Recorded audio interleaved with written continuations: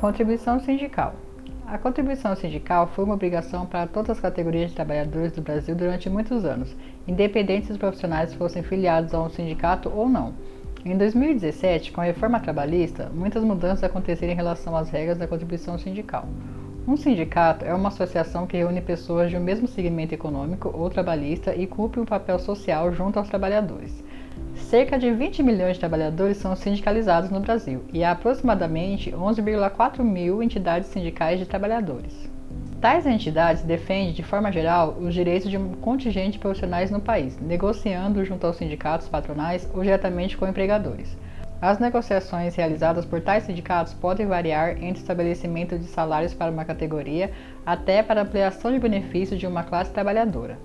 As entidades sindicais também estabelecem acordos coletivos com empregadores e prestam uma série de serviços aos associados, como, por exemplo, assistência jurídica, planos de assistência odontológica e médica, recolocação no mercado de trabalho, cursos profissionalizantes e etc., de forma a melhorar as condições de trabalho dos profissionais da categoria que representam.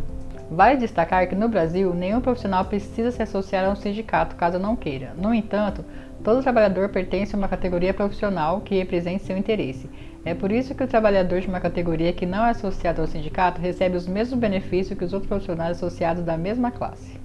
Portanto, a contribuição sindical é um tributo, pago anualmente pelo trabalhador, para custear as atividades do sindicato de sua categoria profissional, como, por exemplo, o Fundo de Amparo ao Trabalhador.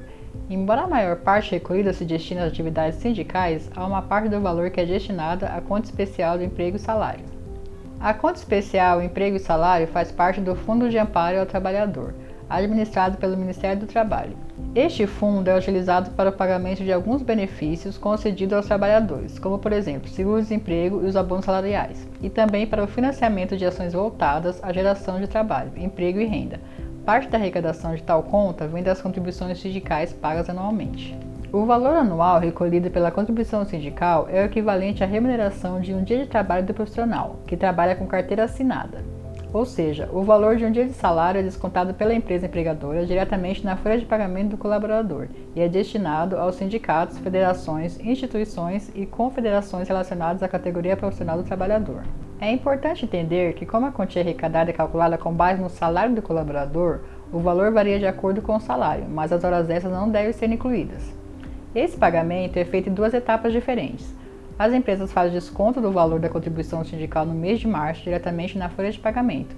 Em abril, o valor deve ser recolhido pela empresa, por meio da guia de recolhimento da contribuição sindical, cujo pagamento pode ser feito em agências bancárias. Reforma trabalhista. Antes da reforma trabalhista de 2017, a contribuição sindical era obrigatória para todos os trabalhadores. A Lei 13.467 de 2017, que entrou em vigor em novembro de 2017 e diz respeito sobre a reforma trabalhista, modificou vários artigos relacionados às relações de trabalho e à própria CLT. Uma dessas modificações foi o fim da obrigatoriedade do pagamento da contribuição sindical, tanto por parte dos trabalhadores quanto por parte das empresas. Assim, o pagamento da contribuição sindical deixou de ser obrigatório e então, atualmente, o trabalhador deve autorizar expressamente que o desconto de um dia de trabalho seja feito de seu salário, para o pagamento da contribuição sindical de sua categoria. Caso o trabalhador escolha contribuir com a entidade sindical, a responsabilidade desse recolhimento continua sendo do empregador, que deve realizar o processo de desconto de um dia de salário do trabalhador no mês de março, diretamente na folha de pagamento. Contribuição sindical distribuição. Atualmente, os valores arrecadados pela contribuição sindical são distribuídos da seguinte maneira, de acordo com a CLT: 60% para os sindicatos de base, 15% para federações sindicais, 10% para as centrais sindicais, 10% para a conta especial de emprego e salário e 5% para confederações sindicais. Contribuição sindical patronal. Os sindicatos patronais atuam de forma semelhante ao sindicato dos trabalhadores, em defesa dos direitos dos empregadores e pela conquista de novos benefícios, como, por exemplo, a busca por melhores condições de produção. Antes da reforma trabalhista, o pagamento do imposto sindical também era obrigatório para os empregadores. Tal contribuição, conhecida como contribuição sindical patronal, tem como base um cálculo diferente daquele usado para estabelecer o valor da contribuição dos trabalhadores, pois considera o capital social, ou seja, o valor da empresa no valor anterior para determinar os valores do imposto, que é cobrado sempre em janeiro. Assim, o percentual pago através da contribuição sindical patronal é proporcional ao tamanho da empresa e tem alíquotas variando entre 0,02% e 0,8%. Para efetuar o pagamento, a empresa também precisa fazer sua declaração formal ao sindicato da categoria, pelo recolhimento da sua contribuição sindical. A contribuição patronal é distribuída da seguinte forma: 60% para o sindicato de base, 20% para o CEES, 15% para a federação sindical, 5% para a confederação sindical. Seguro de acidente de trabalho. O seguro de acidente de trabalho é uma contribuição feita pelas empresas ao INSS com o objetivo de custear os benefícios pagos devido a acidente de trabalho. Ele é previsto pela Constituição Federal, portanto, é um direito fundamental do trabalhador. Apesar do nome seguro, na verdade essa verba é um tributo e não se confunde com os seguros de vida ou contra acidentes pessoais contratados pelos empregadores em favor de seus colaboradores. O seguro é recolhido mensalmente, junto às demais verbas recolhidas sob a folha de pagamento do colaborador, como INSS, Fundo de Garantia, etc. Porém, apesar do valor ser usado para custear os benefícios em decorrência de acidente, isso não exclui a obrigação da empresa a pagar a indenização eventualmente devida ao trabalhador. Além disso, a empresa tem a obrigação de emitir o comunicação de acidente de trabalho, diante de todas as ocorrências. O prazo é de 1 dia útil, mas caso o trabalhador venha a óbito em decorrência do acidente, a emissão deve ser imediata. Isso deve ser feito mesmo quando o acidente não resulta em afastamento do empregado, e a falta de comunicação acarreta multa que varia entre o limite mínimo e máximo do salário de contribuição da Previdência. Em caso de reincidência, a penalidade é dobrada. O valor do SAD é definido de acordo com os riscos da atividade exercida pela empresa, conforme a Classificação Nacional de Atividades Econômicas, CNAE, sempre calculado com base na remuneração paga aos empregadores. Funciona assim, considerando o grau de risco em questão: leve, alíquota de 1%, médio, alíquota de 2%, grave, alíquota de 3%. É preciso também considerar o fator acidentário de prevenção, criado pelo Decreto 3.048 de 99. Trata-se de um multiplicador aplicado à alíquota que varia entre 0,5 e 2, conforme o desempenho da empresa em relação à segurança, considerada a atividade exercida. Assim, ele pode aumentar ou reduzir o SAT básico, o que influencia diretamente nos custos da organização. Por exemplo, ao adotar todos os cuidados para reduzir os acidentes, é possível conseguir um FAP menor que 1, diminuindo o valor básico do seguro.